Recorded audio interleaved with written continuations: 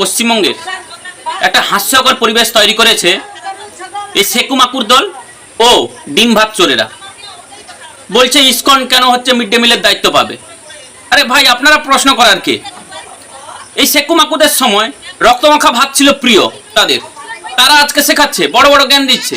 আর ডিম ভাত চোরেরা যারা ছাত্রছাত্রীদের থালা থেকে ভাত চুরি করে নিয়ে পালিয়ে যেত, যারা ডিম চুরি করে নিয়ে পালিয়ে যেত, তারা আজ জ্ঞান দিতে এসেছে। আপনারা নিজেরাই বুকে হাত দিয়ে ভাবুন না যে এক পাতে আপনাকে হচ্ছে ডিম ভাত দেওয়া হলো, আর এক পাতে নবরত্ন তরকারি, ল্যাংচা, পাঁপড়, দই, বিভিন্ন দিন বিভিন্ন আইটেম, সোয়াবিন, কোন দিন হচ্ছে পনির। তো আপনারা কোনটা পছন্দ করবেন? যে খাবার পেয়ে ছোট ছোট ছেলেমেয়েরা, ছাত্রছাত্রীরা খুশি, সেখানে আপনাদের প্রবলেম কি আমি বুঝি না নাকি?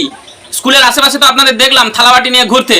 যদি আপনাদের ডেকে কেউ বলে আসুন পরীক্ষা করে দেখুন, খাবারটা খেয়ে দেখুন, তাহলে আপনাদের দান লেগে যাবে। তাই আমি সকলকে বলবো এই ভিডিওটা সবার সামনে শেয়ার করে দিন, যাতে এরকম সেকু মাকু আর ডিম ভাত চোরেরা যাতে স্কুলের আশেপাশে দেখলেই ঝাঁটা নিয়ে দৌড় করায় এদেরকে।